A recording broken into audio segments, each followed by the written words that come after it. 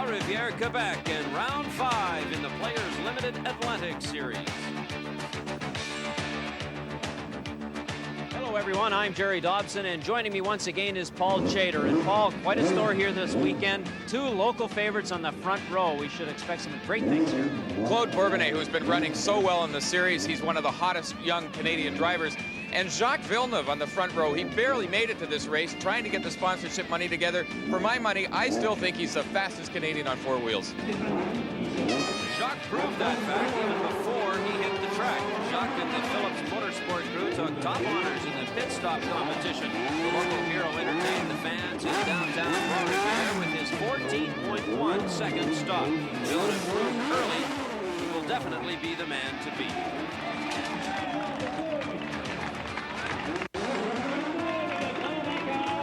Well, as we said earlier, this is race number 5 in the series, and it's been an exciting series so far. Stops in Montreal, Toronto, and a couple of races in Calgary. Let's take a look back now. Montreal hosted race 1 of the Players Limited Atlantic Series. Quebec's own Jacques Villeneuve led most of this extremely competitive event, but his aggressive style proved a little too hard on his car, and the pole sitter, American Jim Vasser, was the winner. Stefan Prue made a strong debut in this series, finishing second. Race number 2 in Toronto was just as exciting. Jim Vasser, the fastest qualifier again, led until he got tangled up with a back marker on lap number 10. Stefan Prue took over the lead until the Texan Stuart Crow finally took over on lap 26. Stefan Prue, the fastest Canadian again, had to settle for second. The Calgary Oval was the site of race 3. Another of Canada's rising young stars, Trevor Siebert, surprised everyone by taking the pole and the victory in a rented car. With Americans Bert Hart and David Dosky second and third, but Siebert had his problems. He was Dutch midway through the race, did a complete 360-degree spin, and still went on to win. However, for Stefan Prue, he wasn't quite so fortunate. In the Sony car, a spin up against the wall, and Frank Allers, another Canadian in car number 86, hit the wall hard on the outside of turn number 4. For Allers, no race was over. Now, let's have a look at it from his viewpoint. He lost traction and straight into the concrete.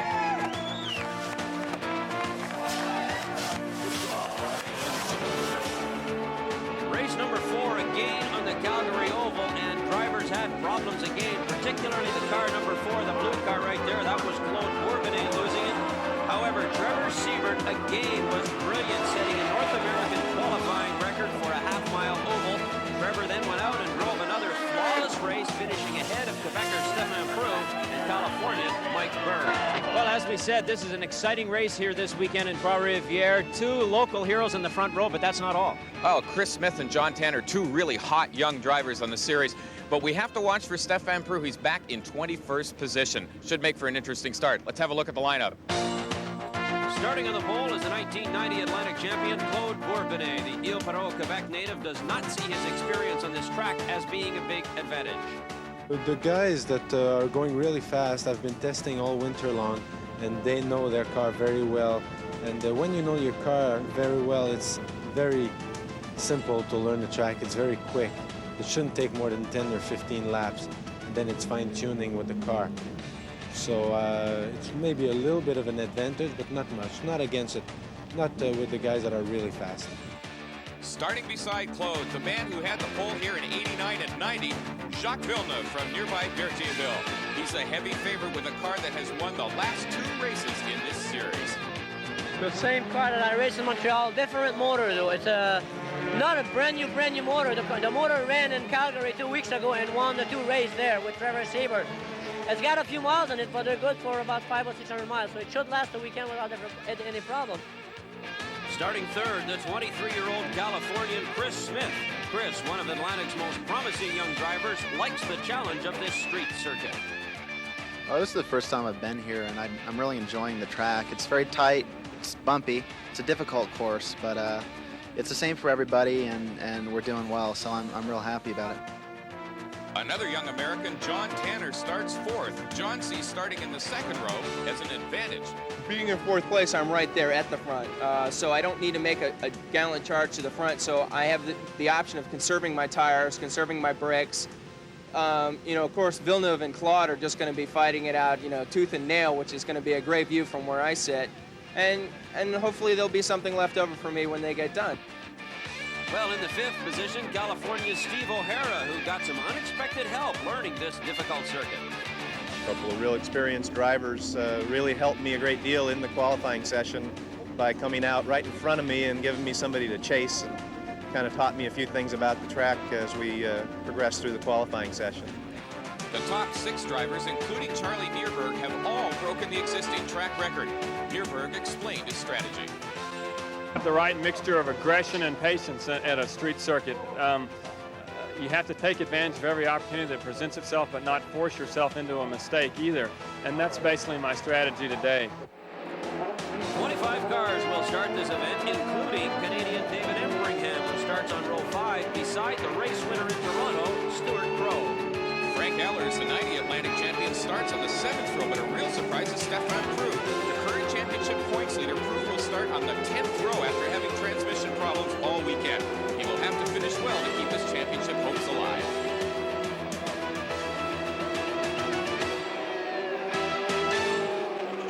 And we're just about set to go here. There's the crowd on hand here to watch this race. They're excited. They're all on their feet waiting to get going here. The car to watch is the one on the right, number 4.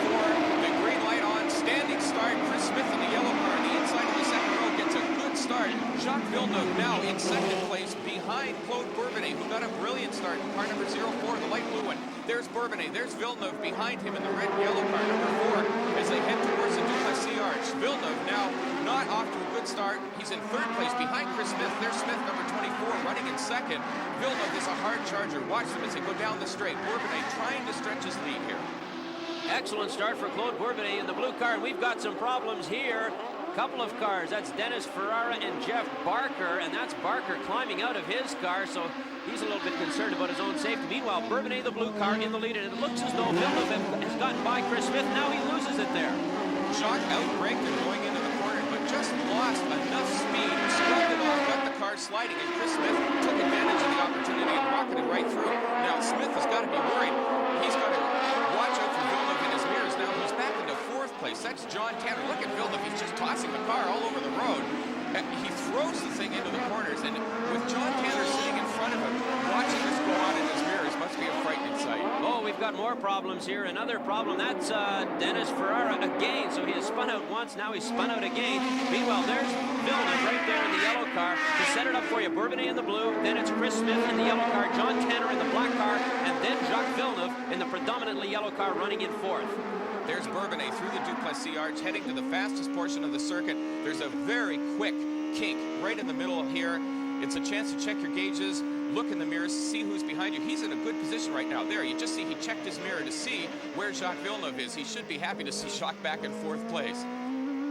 Claude Bourbannais once again in the lead in that blue car as we take a look at this track through his perspective. He's in front, nobody ahead of him. In behind, they're dicing it out for 2nd, 3rd, and 4th. You can see how bumpy the circuit is as well. Bourbannais' hands all over the wheel, and the number of gear changes he has to go through around here. It's a very difficult track. He got the car in a little bit of a slide. He had to back off. He goes up a gear, hard on the brakes, down another gear, through this very fast combination here, and out onto the front straightaway. Bourbannais having some fun right now. There he is, behind him the yellow car of Chris Smith, the black car of John Tanner, and then Jacques Villeneuve. John Tanner in the black car is trying very hard to keep Villeneuve at bay. He locked up a wheel going into the right-hander at the end of the straight. Now as they come down through the Duplessis Arch, there the blue car, 04, is Claude Bourbannais. Behind him, American Chris Smith, and John Tanner trying everything he can to stay ahead of Villeneuve. And so after 3 laps, it's Bourbannais, Smith, Tanner, Jacques Villeneuve, and Charles Neerberg. The Players Limited Atlantic Series is brought to you in part by Yokohama Performance Radials. Now you've got control.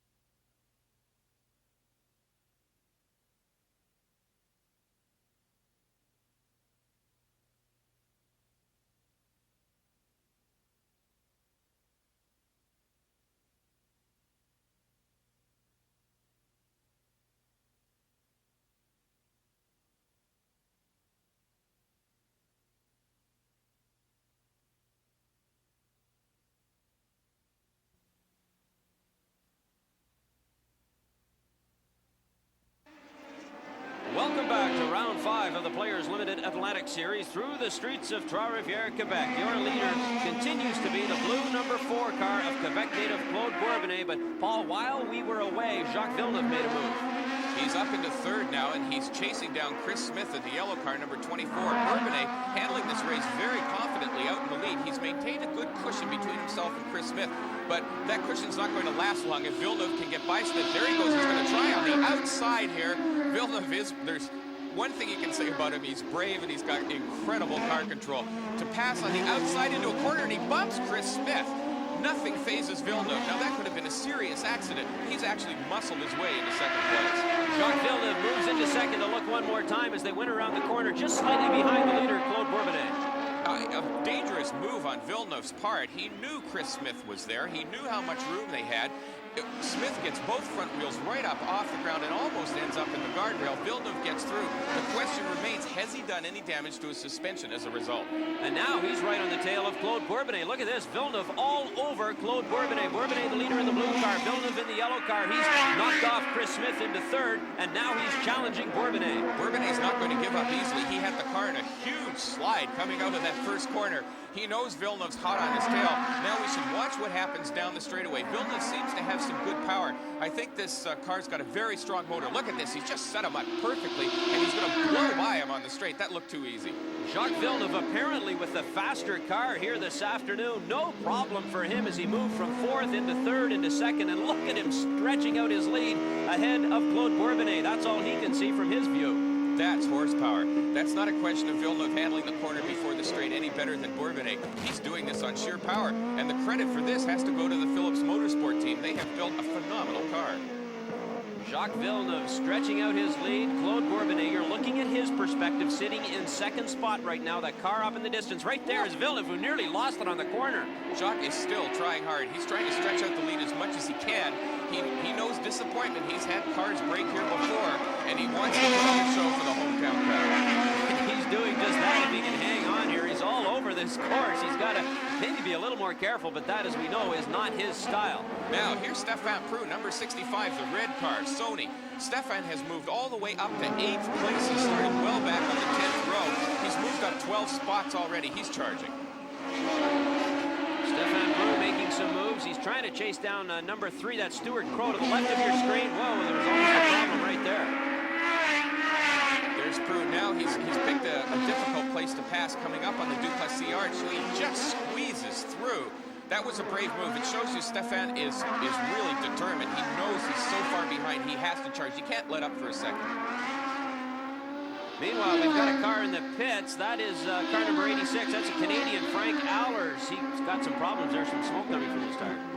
Now watch Stefan Prue begin to work on number 17, Charlie Neerberg, for 6th place. This is an incredible drive. Prue already challenging for 6th. And what do we got here? Jim Vasser. Jim Vasser is out of the race. Car number 36, Jim Vasser is out. In fact, he knows he's toast completely here this afternoon. He's walking away from his car. And Villeneuve has a huge lead. Look at him now. He started to settle the car down a little bit. He's not throwing it around quite so much. There was no slide coming out of the Duplessis arch onto the straight. He's checking his mirrors now. He's looking at his gauges. He knows he has a good advantage. Ah, but look at this. Claude Bourbannais, who was running second, is now in the pit. Looks like a flat tire, maybe. They're changing a tire, so Bourbannais is in the pits. That will allow Chris Smith to move back into second place as they give Bourbannais the word to try and get him back out there. One of the problems of a temporary street circuit, they tend to be a little dirtier. They can pick up bits of debris on the edge of the circuit, and it punctures tires, something the drivers are always mindful of. Meanwhile, Jacques Villeneuve continues to lead. So after 20 laps, it is Villeneuve in front, followed by Chris Smith, Steve O'Hara, John Tanner, and finally in the top 5, Stefan Prue. And we'll be back with more from Trois-Rivières, Quebec on CTV Sports Presents.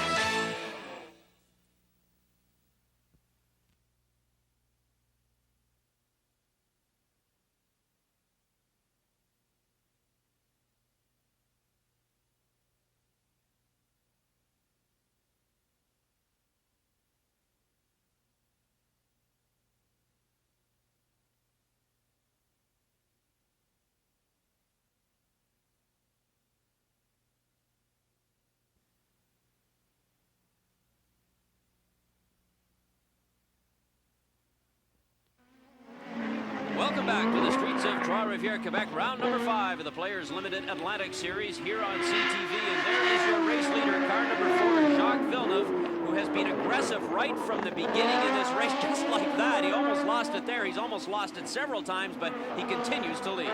But he only knows 2 speeds, flat out park, and that often keeps him out of victory lane.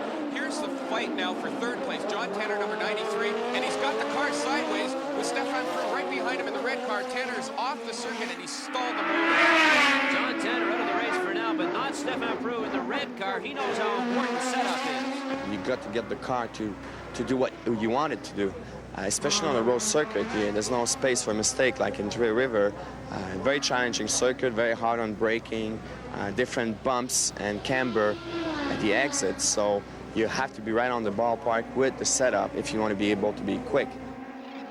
Also to be quick on a temporary road circuit, particularly here at Trois-Rivières, is driving style. And Stefan Prue is very aggressive, but Steve O'Hara running 3rd is a bit more conservative. Truth is, I tend to be a less aggressive driver than a lot of the young guys that I'm racing against who are 10 or 15 years younger than I am, and try to use my head a little bit and preserve the car and run hard at the end. A good look at that battle for 3rd. Steve O'Hara in the white car, hanging on to 3rd. Stefan Prue in the red car right behind him. He's looking as though he's ready to make a move here. He's well, there he goes. Yep. Yes. Prue had him set up 3 corners ago. He knew how he was going to do this, but he's gone too wide coming out of turn 1, and he's lost it again temporarily. But that left-hander heading to the Duplessis Arch was his advantage. But look at this. O'Hara's not going to let him get away with it. Forces Prue to the outside. Stefan gets in a huge slide that's going to cost him dearly down this long straightaway. You cock up the corner before a straight like that, and you can forget your top speed. He's going to lose 10, maybe 15 miles an hour. What a battle that was. Meanwhile, there's Claude Bourbannais, car number 4. Remember, he had that flat tire. He was running 2nd. It dropped him way back. He's currently running in 10th spot. And there, way up front, there's your leader. That's Jacques Villeneuve. Jacques has an old friend with him this weekend, one of the best race engineers in the business, Chuck Matthews. He's been with Jacques since his days in Indy cars. Well, we began together in 1980 and won the Atlantic Championship in 80 and 81, and then the Can-Am Championship in 83. And then we ran Indy cars together, 84, 85, and 86. So it's been a lot of years. Jacques likes to have me around, I guess, and has some trust built up, and we have a good feeling with each other, so it helps. Wherever Jacques races, he is always a favorite of the media. His race weekends are full of interviews, autograph signings, practice and qualifying. Jacques depends on Chuck's advice on these weekends. He's a big help. He's a big tinker. There's a little pressure off me, but because he's there trying to help and trying to find solutions. So we discuss together, and hopefully the magic will come alive again. And that magic seems to be working today. Jacques Villeneuve right there continues to dominate this race. He took the lead on lap 6. He has not looked back, thanks in part to the work that his crew has done here, and Chuck Matthews as well, who's also a full-time employee of John Andretti's Pennzoil IndyCar team. This weekend particularly important for Jacques. It's one of his favorite races of the season. His brother has won here. In fact, the front straightaway is named after his brother. There, Claude Bourbannais out of the race. Car 04 in the pits being pushed back to the paddock. That's a surprise. Claude Bourbannais, the pole sitter, is out of the race. Jacques Villeneuve now is in complete control. He's having fun out there. Usually his reckless style continues on here, but he's having fun and he's dominating this race. There's the battle for 3rd now. Stefan Prue in the red car, number 65, still chasing Steve O'Hara for 3rd spot. They're having a good race. Prue throwing the car around a bit too much. That could cause some problems with his tires. This battle has continued all day, and it is not letting up now. Steve O'Hara in the white car, Stefan Prue right behind him in the red car. They've passed each other several times. But Claude Bourbannais' day is over. Well, first I had a flat tire. I must have picked up some debris on the track, and when we got back out, then the transmission just broke down the back straight. There's number 24, Chris Smith in the yellow car, carving his way through traffic. That's number 34, John Miranda. He's just going around now. Number 49, Freddie Redruff, who we've seen run at the front of Atlantic races before, is about to be lapped. But meanwhile, up front, all by himself, the leader, number 4, Jacques Villeneuve. And this is what the hometown fans have come to see here today. Jacques Villeneuve, the leader since lap number 6. And so the standings after 35 laps, Villeneuve, Smith, O'Hara, Prue, and Stuart Crow. We'll be back with more from Trois-Rivières in just a moment.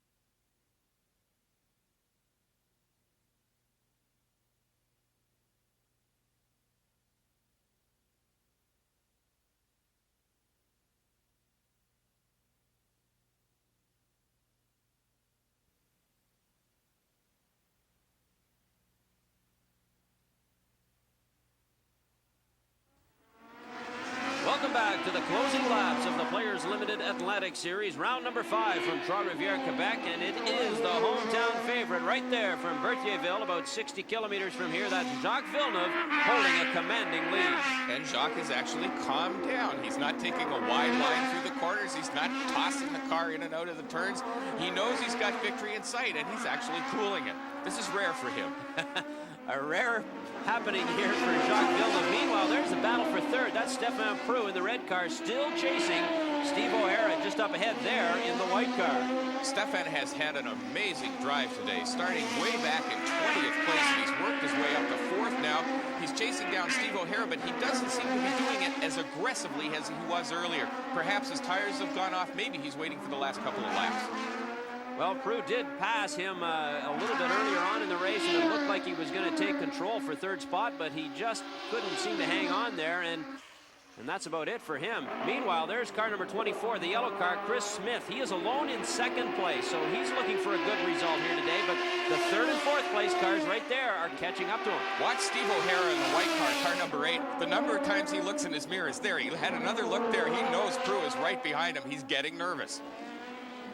So Steve O'Hara watching for Stefan Prou. Meanwhile, up ahead is Chris Smith, but he doesn't have a lot of distance between him and these two cars. There's O'Hara. Watch down the front straightaway. Now, Prou's got a good advantage here. This is a good place to pass at the end of the front straightaway. O'Hara, is he going to look in his mirrors? He has a quick look. Prou moves wide to the outside to try to gather some speed coming through the turn. He's setting up O'Hara for a pass. He tries to get through on the inside, but he just hasn't got enough room. Steve O'Hara doing a marvelous job of holding off Stefan Prou. Meanwhile, up ahead, there's the leader, car number 4, the yellow car of Jacques Villeneuve. He's just going through the motions here, hanging on. There's Chris Smith. He goes by in second. There's number 8, Steve O'Hara, but Stefan Prou, no Prou, he's missing. The car is rolling to a stop. Number 65, Stefan Prou. He's had an amazing drive. Yeah, what can you do, Stefan? The car just broke. Well, what a day for Stefan Prou. He moved all the way up from 20th to 4th place here near the end of the race, but then he's just finished. His day's over. Meanwhile, Jacques Villeneuve in total control. He spins a little bit Both there. hands on the wheels, Jacques. Yeah, keep it onto the wheels there, Jacques. But anyway, he's still in control and leading this race. Yeah, Jacques still waving to the crowd. He has learned his lesson. Down the front straightaway, Jacques Villeneuve, an amazing drive this weekend. Jacques Villeneuve will hold on to take the checkered flag, and there it is. Jacques Villeneuve loses the wheel for a minute, and then he nearly lost the car again. But Jacques Villeneuve, your winner here this afternoon. There is your second place finisher in the yellow car, Chris Smith. And so the final standings, it is Jacques Villeneuve, followed by Chris Smith. Steve O'Hara hangs on for third. Stuart Crow is fourth, and Charles Neerberg winds up in fifth place. So there are your top 5. And the winner of our Yokohama Now You've Got Control award goes to Stefan Prou, who drove a brilliant race from 20th to 4th until his car finally failed him.